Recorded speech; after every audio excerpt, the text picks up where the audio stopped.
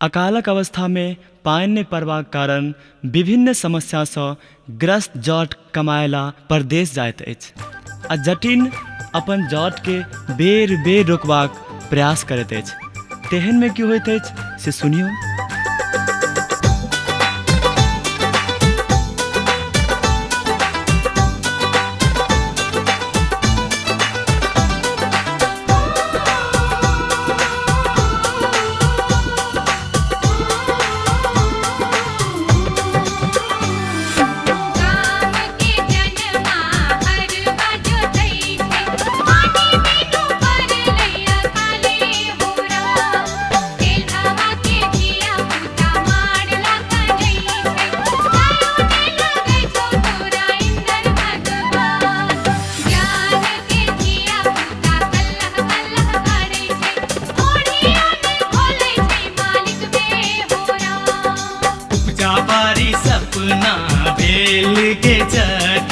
आप जटा जाई जाई देश रे विदेश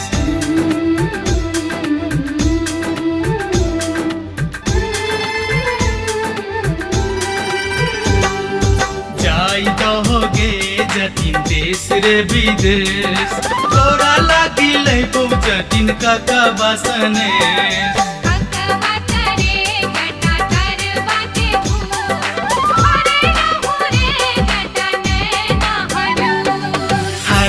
नहीं चले छो गोदारियों नहीं चले छो कोना रहू आगे जटिन गाम के देश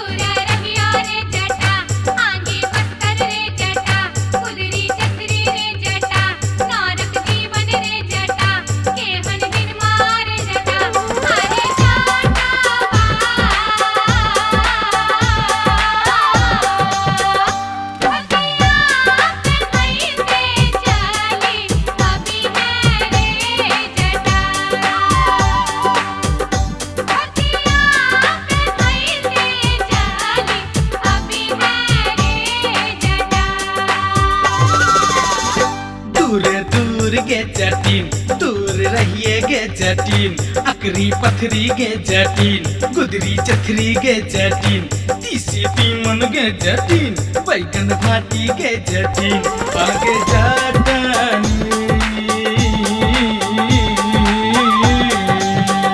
त्रिपुरी ठोकैते चली अभी है गे जटिन त्रिपुरी ठोकैते चली अभी है गे जटिन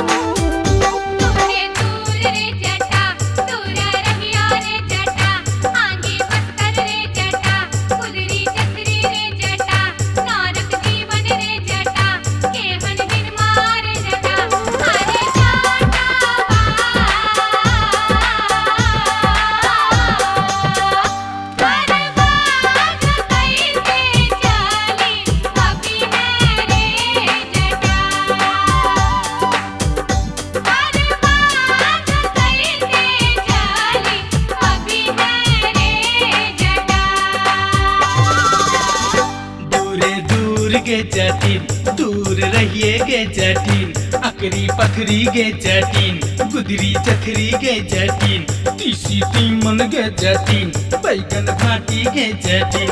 आगे जटनी जुटिया गुहैते चली अभी है गे जटिन जुटिया गुहैते चली अभी है गे जटिन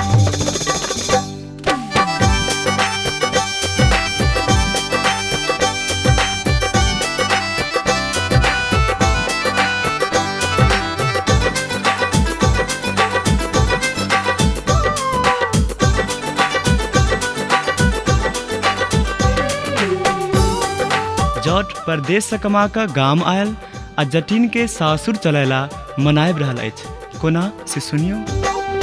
हाथी पर के हौदा बिकाए गेल गे जटिन तोरा बिनु देहिया सुखायल गे जटिन